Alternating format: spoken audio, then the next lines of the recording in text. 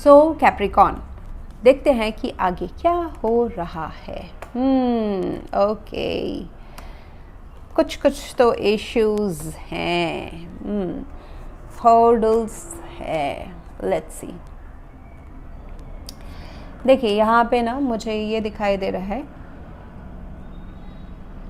इस रिलेशनशिप में ड्रामा शायद से है, चाहे वो आप दोनों के बीच का ही ड्रामा हो, इंटरनल कॉन्फ्लिक्ट हो दिमाग के अंदर का, या फिर external people are influencing this relationship, जैसे कि किसी की फैमिली, फादर फिगर, या फिर किसी एक पर्सन का डोमिनेटिंग बिहेवियर, या फिर there is an age gap between both of you, कोई डोमिनेटिंग है, एक्सपीरियंस है, ऐसा भी हो सकता है कि आप दोनों के बीच में। What will go well is अगर आप दोनों लाइट एनर्जी एंड अपने केमिस्ट्री को, physical chemistry, flirtiness, playfulness and action अगर लें rather than sitting on it, okay, कि फ्यूचर में क्या करेंगे, स्टेप बाय स्टेप जाना है, सारे क्राइटेरियाज चेकलिस्ट करने हैं, फिर ही हम आगे बढ़ेंगे, ऐसा नहीं करके अगर आप इस रिलेशनशिप को प्लेफुलनेस, केमिस्ट्री बढ़ाने के लिए, इंटर रिलेशनशिप, एक दूसरे के बीच का जो इंटरपर्सनल रिलेशनशिप है उसमें अगर तवज्जो दे तो ऑटोमेटिकली आप दोनों के सामने रास्ते खुलते नज़र आ जाएंगे एंड एक्शन लेना आसान हो जाएगा। Ego will not work out here. Ego या फिर किसी मेरे ही हिसाब से होना चाहिए, या फिर थोड़ा domination of an external factor, या फिर आप दोनों में से किसी एक का वैसा approach will not be that so great, against में जाएगा, उसके वजह से डिले होता जाएगा डिसीजन लेने में। Physical chemistry will work out well and है अच्छा, तो उसको भी एक्सप्लोर करें ताकि डिसीजंस एंड एक्शंस लेने में फ्यूचर में आपको जल्दी क्लैरिटी मिल जाए। What will not work out well is this 5 of wands, okay. जितने भी कॉम्पिटिटिवनेस अगर फील होता है एक दूसरे को, मतलब मुझे लगता है या फिर आपको कैप्रिकॉर्न, आपको लगता है कि आपके पार्टनर के पास बहुत सारे ऑप्शंस हैं, आपको कम्पीट करना पड़ेगा उनको हासिल करने के लिए, तो वो साइड में रखें, because there is attraction between both of you, उसमें सिर्फ भरोसा करें। एंड वाइस वर्सा, आपके पार्टनर को भी ऐसा लग सकता है कि आपके पास बहुत सूटर्स हैं, लोग आपसे अट्रैक्ट होते हैं, you have the need to compete to be in your life, ऐसा अगर है, या फिर it could be external drama, लोगों के external opinions, judgement for both of you, क्योंकि दोनों के बीच में ऐसा हो सकता है कि कुछ डिफरेंस है, एज डिफरेंस हो, one could be a father figure या मदर फिगर एज वेल, ऐसा भी हो सकता है कि कोई ऑलरेडी एक रिलेशनशिप से निकले हैं या है, ऐसा भी हो सकता है ये कनेक्शन। सो बाहरी लोगों का ओपिनियन इम्पैक्ट नहीं होना would be better. I see that जो भी मन के अंदर दुविधाएं हैं उन सब को वर्कआउट किया जाए, डिस्कस करके उन सब के ऊपर काम करके उन सब को इरेडिकेट किया जाए, then there is a victory. आप दोनों को एक दूसरे को अटेंशन देना, एक दूसरे के नज़रों में उभर के आना, ये this is also a card of रीत है यहाँ पे, तो it is like certifying a relationship, जैसे कि ऑफिशियली या अनऑफिशियली कमिटमेंट, मैरिज, ये सब डिनोट करता है। लॉन्ग टर्म इस रिलेशनशिप में मुझे दिख रहा है, बट उसके साथ हर्डल्स भी मुझे दिख रहे हैं, okay. So solution would be कि इस रिलेशनशिप को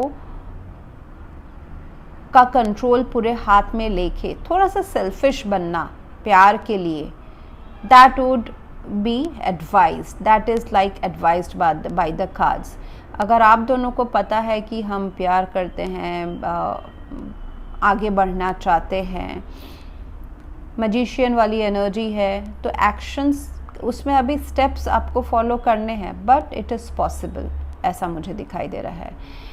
यहाँ पे हर्डल्स हैं, ऑब्लिगेशंस हैं, मजबूरियाँ हो सकती है, प्रॉब्लम्स हो सकते हैं आप दोनों के बीच में, लेकिन उस सब को पार करके अगर एक्शन ये मैनिफेस्ट किया जाए, so this relationship will be very very good, क्योंकि बहुत स्ट्रॉन्ग मुझे कनेक्शन दिखाई दे रहा है।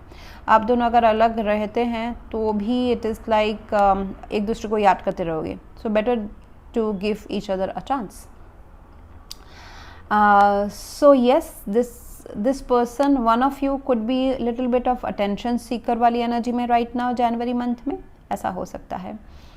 But everything is going well and कुछ सिर्फ मुद्दों को नज़र रखना है। आई सी दैट आप दोनों के बीच में एक हिस्ट्री रही है, इस रिलेशनशिप में इन्वेस्ट करने की इच्छा है पेंटिकल्स के तौर पे। This relationship is going on A future solid grounds. Assessment के बाद कि ये सही रहेगा गलत रहेगा, ये सब सोच समझने के बाद आप दोनों एक दूसरे के ऊपर इन्वेस्ट कर रहे हैं।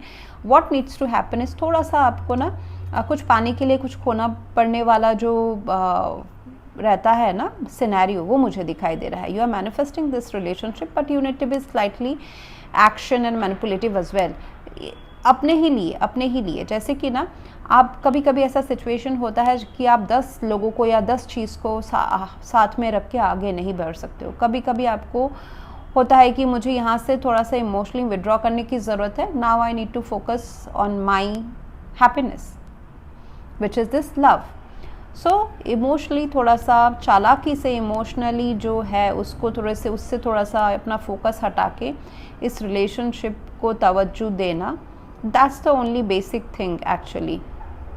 जैसे होता है ना, अगर फॉर एग्ज़ाम्पल अगर सोसाइटी का टैबू है, घर वाले नहीं मान रहे हैं, उस चीज़ को आपने बहुत बड़ा मुद्दा बनाया हुआ है, आई सी दैट वो एक्सेप्ट कर लेंगे इन फ्यूचर। आपको पहले अपने दिमाग में बैठाने की ज़रूरत है कि yes it is possible, they will accept. तो थोड़ा सा उस टॉपिक से, घर वालों के टॉपिक से अगर आप अपना दिमाग हटा के एक higher purpose which is this love, okay, 2 of cups की तरफ जाते हैं, रिस्क लेते हैं, ये लोग आपको वहीं पे दोबारा मिल जाएंगे। लोग, सिचुएशन या जो भी आपको लग रहा है कि मुझे छोड़ना पड़ रहा है, वो एक्चुअली छूट रहा नहीं है। ये कप्स ना खड़े हैं, ये आपका बना बनाया हुआ लोग, सिचुएशन, लाइफ है। काम भी हो सकता है, नेम फेम हो सकता है, पैसा हो सकता है, घर, प्रॉपर्टी, सोसाइटी का इमेज हो सकता है। आपको लग सकता है टेम्पररी कि ये मुझे छोड़ना पड़ेगा इस पर्सन के साथ आगे बढ़ने के लिए, बट ऐसा नहीं है। When you will come back by fulfilling your love energy, this person, these people या फिर situation जो है, environment जो है, वो आपके लिए वहीं खड़े रहेंगे। तो वो थोड़ा सा रिस्क आपको लेने की ज़रूरत है, एक्शन लेने की ज़रूरत है इस रिलेशनशिप में। Don't keep it to the divine कि डिवाइन क्या करेगा, मतलब यूनिवर्स के ऊपर छोड़ते हैं, procrastination of decision, delaying of making a decision, ऐसा कितना ही करेंगे। Stand for yourself. Your person will support you. That's for sure. उन आपके पर्सन के साइड से मुझे दिखाई दे रहा है कि they are building the courage. They will stand for their love because they see a long-term future with you. आप थोड़े से indecisive हो सकते हैं. Again, roles could be reversed. So, thank you for watching. Please do like, share, comment and subscribe. Thank you.